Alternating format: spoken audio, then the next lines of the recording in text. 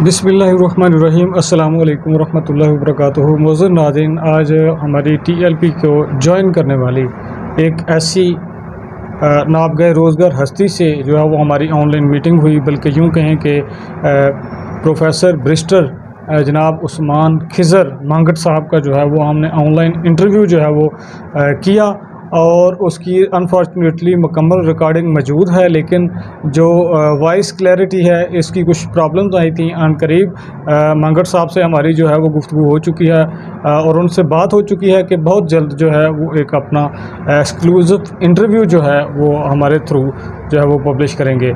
तो जो उनसे मुलाकात हुई, जो उनसे बात हुई ऑनलाइन, उसका हवाल जो है वो मैं पूछता हूँ। आपको बताता चलूँ कि जब मैंने उनसे ये क्वेश्चन किया कि जनाब उस्मान खिज़र मंगट साहब, आपने तहरीक लब्बैक पाकिस्तान को ही क्यों चूज़ किया? चूँकि उनका एक बहुत बड़ा एक सियासी बैकग्राउंड है। पाकिस्तान की पॉलिटिक्स में, सूबाई पॉलिटिक्स में उनका एक बहुत ज़्यादा रोल रहा है, जिसमें उनकी फैमिली के बेशतर अफराद जो हैं वो बिला मुकाबला एमपीए मुंतखब होते रहे हैं हाफिज़ाबाद के ज़िला से ही।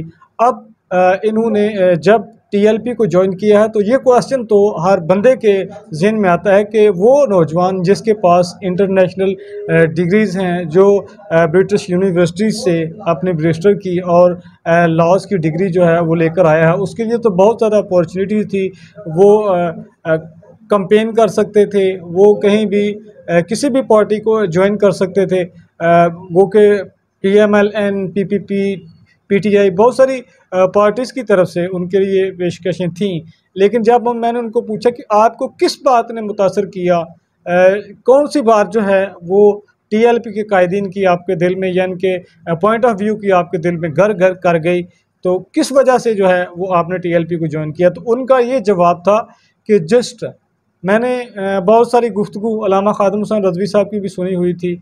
मैं अपने लिबरल दोस्तों में बैठता था, गो कि उनकी जो तालीम है वो बैरून मुल्क हुई है, सारी उन्होंने हासिल की है।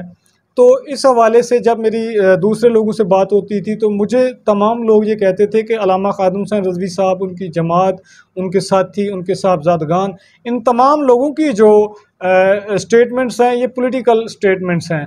ये जो बयानिया है ख़त्म नबूवत का, नमूस रिसालत का, ये टोटली तौर पर इनका जस्ट एक पॉलिटिकल पॉइंट है और उस हवाले से ये लोगों को जो है वो इकट्ठा करते हैं और जज्बाती लोग जो हैं वो इनका साथ दे देते हैं। जबकि इन लोगों ने कभी भी जो है वो सख्तियाँ नहीं झेली, कैदोबंद की सोबतें बर्दाश्त नहीं की। तो कहते हैं कि जिस वक्त हाफ़िज़ साद हुसैन रज़वी साहब 6 माह की कैदोबंद की सोबतें बर्दाश्त करने के बाद लाहौर हाई कोर्ट में यूँ अपनी हथकड़ियों वाले हाथ लहराते हुए मुस्कुराते चेहरे के साथ, तबस्सुम के साथ जब उन्होंने अपने कारकुनान को वेलकम कहा और कारकुनान का जो मैंने जोशो जज्बा देखा, लोगों को जिस तरह मैंने फूलों की पत्तियां जो हैं वो निशावर करते हुए देखा, इस पॉइंट पर आकर वो थोड़े से रूहानसी भी हो गए और उनका लहजा जो है वो काफ़ी जज्बाती हो गया। क्योंकि उनकी, वो कहते हैं, जो मेरी आंखों ने, मंगट साहब कह रहे थे, जो मेरी आंखों ने मनाजर देखे हैं लाहौर हाई कोर्ट के कारकुनान का दिलो जान से हाफ़िज़ साद हुसैन रज़वी साहब निछावर होना और उनका जवाब में मुस्कुराहटें बखेरना, ये चीज़ें जो हैं वो दिल में घर कर गईं। और फिर मैं इसको मज़ीद गंगालता गया, मैं मज़ीद इनके करीब होता गया, मैं तहरीक लब्बैक पाकिस्तान के कारकुनान को देखता गया। तो मैंने बहुत सारे लोग ऐसे देखे हैं पॉलिटिकल कैरियर में कि वो लोग बाहर कुछ और होते हैं, अंदर कुछ और होते हैं। लेकिन जब मैंने करीब से देखा कि इनके जितने ज़िम्मेदारान हैं, जितने इनके मुखलिस वर्कर्स हैं, उनका करैक्टर एक अपनी मिसाल आप है। ये उनका तवारफ़ी पैगाम था।